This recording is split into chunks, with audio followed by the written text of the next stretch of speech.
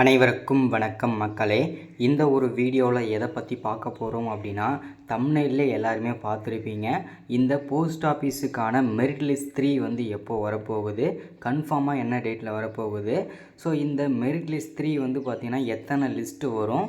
So அதே மாதிரி பார்த்தீங்கன்னாக்கா இந்த மெரிட் லிஸ்ட் 2ல் வந்து செலக்ட் ஆனவங்க வந்து என்னென்ன டாக்குமெண்ட்லாம் கொண்டு போகணும், எந்த இடத்துக்கு கொண்டு போகணும், ஸோ அதே மாதிரி வந்து செலக்ட் ஆனதுக்கப்புறம் என்னென்னலாம் பண்ணணும், ஸோ அப்படின்றத பற்றி தான் இந்த ஒரு வீடியோவில் தெளிவாகவும் துல்லியமாகவும் பார்க்க போகிறோம்.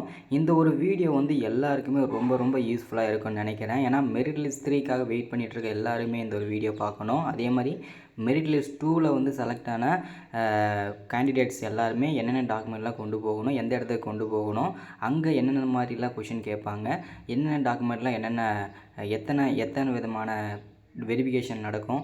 ஸோ இது எல்லா தகவலுமே தான் இந்த ஒரு வீடியோவில் நம்ம தெளிவாகவும் துல்லியமாகவும் பார்க்க போகிறோம் மக்களே.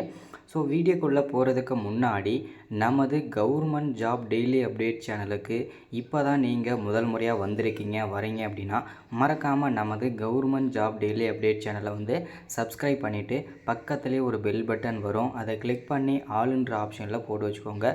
அப்போ தான் நம்ம போடக்கூடிய எல்லா விதமான அப்டேட்ஸு, நோட்டிஃபிகேஷன்ஸு, ஸோ அரசு துறையிலேருந்து நோட்டிஃபிகேஷன் வந்த உடனே எல்லாமே நீங்கள் நமது சேனலில் உடனுக்குடனே தெரிஞ்சுக்க முடியும்.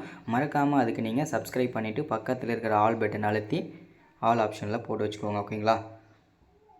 முடிஞ்ச அளவுக்கு நம்மளுடைய வீடியோவை ஒரு 5 பேருக்காகவும் ஷேர் பண்ணுங்கள். அப்போ தான் நம்ம போடக்கூடிய எல்லா வீடியோவும் எல்லா அப்டேட்டுமே எல்லாருக்கும் தெரியும். ஒரு 5 பேருக்காக ஷேர் பண்ணுங்கள். மறக்காமல் வீடியோ பார்க்குற ஒவ்வொருத்தரும் மறக்காமல் ஒரு லைக்கை கொடுங்க, அது ரொம்ப இம்பார்ட்டன்ட். ஓகேங்களா? ஓகே, வாங்க நம்ம வந்து இப்போது வீடியோக்குள்ளே போயிட்டு அது எப்படி என்னென்ன டாக்குமெண்ட்லாம் பார்க்கலாம். ஓகேங்களா? ஓகே, இப்போ வந்து பார்த்திங்கன்னா இந்த போஸ்ட் ஆஃபீஸை பொறுத்த வரைக்கும் ஃபஸ்ட்டு நான் எத்தனை மெரிட் லிஸ்ட் வரும்னு சொல்லிடுறேன். ஃபர்ஸ்ட் ஆஃப் ஆல் இந்த போஸ்ட் ஆஃபீஸ் மெரிட் லிஸ்ட்டை பொறுத்த வரைக்கும் பார்த்திங்கன்னா கிட்டத்தட்ட 8லேருந்து 9 போஸ்ட் ஆஃபீஸ் மெரிட் லிஸ்ட் 8லேருந்து 9 மெரிட் லிஸ்ட் வந்து வரும். ஸோ இந்த மெரிட் லிஸ்ட் 9 வரைக்கும் வந்துச்சுன்னா அதில் என்னென்ன மார்க்லாம் இருந்தால் இதில் வந்து கட் ஆஃப் இருந்தால் இதில் கிடைக்கிறதுக்கான சான்சஸ் இருக்குன்னு சொல்லிட்டு 1 by 1 சொல்கிறேன். ஃபஸ்ட்டு வந்து பார்த்திங்கன்னா இந்த போஸ்ட் ஆஃபீஸை பொறுத்த வரைக்கும் மெரிட் லிஸ்ட் 8லேருந்து 9 வரும்னு சொல்லியிருந்தேன் இல்லையா. இப்போ வந்து மெரிட் லிஸ்ட் வந்து 2 வந்துருச்சு. அடுத்ததாக மெரிட் லிஸ்ட் 3 வந்து எப்போ வரப்போகுது, 4 எப்போ வரப்போகுது, 5, 6, 7, 8, 9 சொல்லிட்டு எத்தனை வரப்போகுதுன்னு சொல்லிட்டு நம்ம வந்து 1 by 1 பார்க்கலாம்.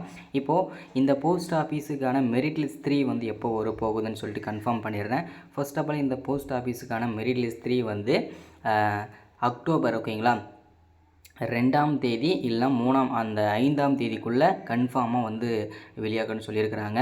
ஸோ ஏன் அப்படின்னு பார்த்தீங்கன்னாக்கா இப்போது மெரிட் லிஸ்ட் 2வில் வந்து செலக்ட் ஆகிருக்காங்க இல்லையா, அவங்க வந்து இப்போ வந்து டாக்குமெண்ட் வெரிஃபிகேஷனில் அந்த ஃபீல்டில் இருக்காங்க, அந்த ப்ராசஸிங்கில் இருக்காங்க இப்போது.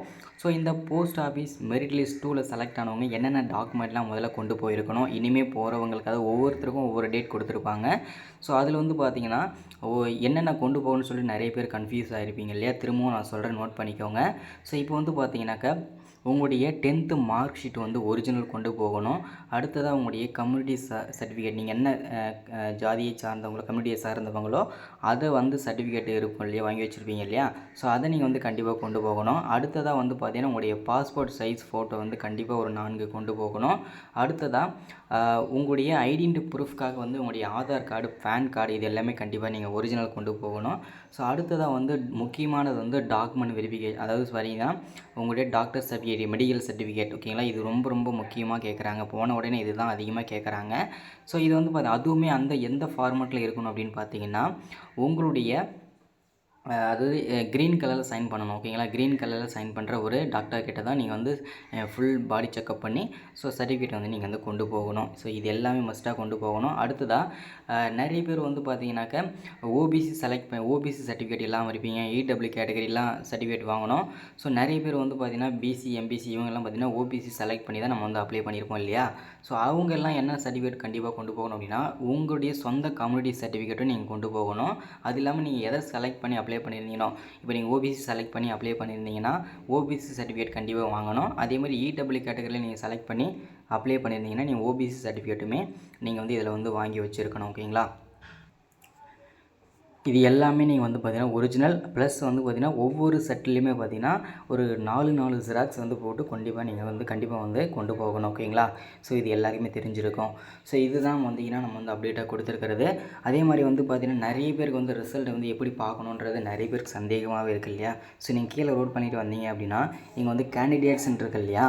ஸோ இந்த கேண்டிடேட்ஸ்ன்னு செலக்ட் பண்ணிங்கன்னா இங்கே வந்து மெரிட் லிஸ்ட் 3ன்னு இருக்கு இல்லையா? தமிழ்நாடுன்னு செலக்ட் பண்ணிவிட்டு இங்கே வந்து பார்த்தீங்கன்னா நீங்கள் சப்ளிமெண்ட்ரி 2ன்னு கொடுத்தீங்கன்னா இப்போ நீங்கள் தமிழ்நாட்டில் செலக்ட் ஆன மெரிட் லிஸ்ட் 2ல் செலக்ட் ஆன எல்லாருமே வந்து பார்த்தீங்கன்னா இங்கே வந்து பிடிஎஃபாக வந்துடும். ஓகேங்களா?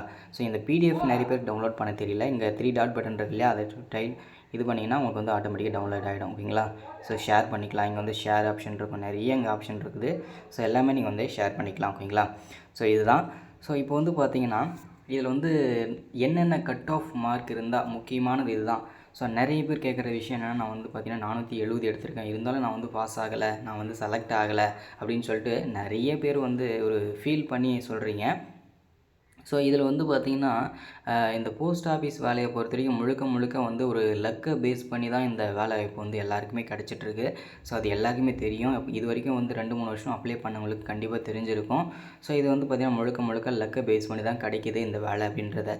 ஸோ இந்த என்ன கட் ஆஃப் மார்க் இருந்தால் இந்த போஸ்ட் ஆஃபீஸ் மெரிட் லிஸ்ட் 3ல் வந்து செலக்ட் ஆகிறது வாய்ப்புகள் இருக்குது அப்படின்னா மினிமம் 90, 92, அதே மாதிரி 95, 89, ஸோ 85 இந்த மாதிரி பர்சன்டேஜில் இருக்கிறவங்களுக்கெல்லாம் பார்த்திங்கன்னா வாய்ப்புகள் நிறையவே இருக்குது.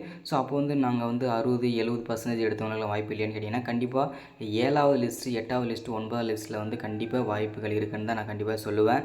ஏன்னா வந்து பார்த்திங்கன்னா இப்போ வந்து அப்ளை பண்ணவங்க லிஸ்ட்டுன்னு பார்த்திங்கன்னா நிறைய இருக்குது இல்லையா?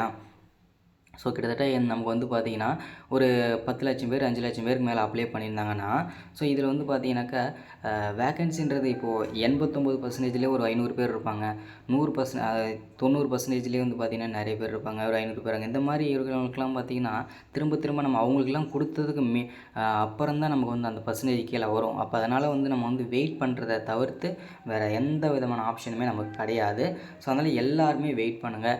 நீங்கள் வந்து ஜஸ்ட் 10th பாஸ் பண்ணியிருந்தால் கூட உங்களுக்கு வேலை கிடைக்கிறதுக்கு வாய்ப்புகள் இருக்குது. அதுக்கு நீங்கள் ஒன்று பண்ணணும், எல்லா வருஷமும் நீங்கள் அப்ளை பண்ணணும். அதே மாதிரி நீங்கள் வந்து பார்த்திங்கன்னா நம்ம வந்து ஆல்ரெடி அப்ளை பண்ணும்போது எப்படி அப்ளை பண்ண சொல்லியிருப்போம், அந்த மாதிரி கேட்டகரியில் அப்ளை பண்ணியிருந்தீங்கன்னா கண்டிப்பாக உங்களுக்கு கிடைக்கிறதான சான்சஸ்ன்றது ரொம்பவே அதிகமாக இருந்திருக்கும். ஓகேங்களா? ஸோ பரவாயில்ல, இனிமேல் அடுத்தடுத்து வரக்கூடியதில் எல்லாமே நீங்கள் வந்து கண்டிப்பாக வந்து அப்ளை பண்ணிக்க முடியும்.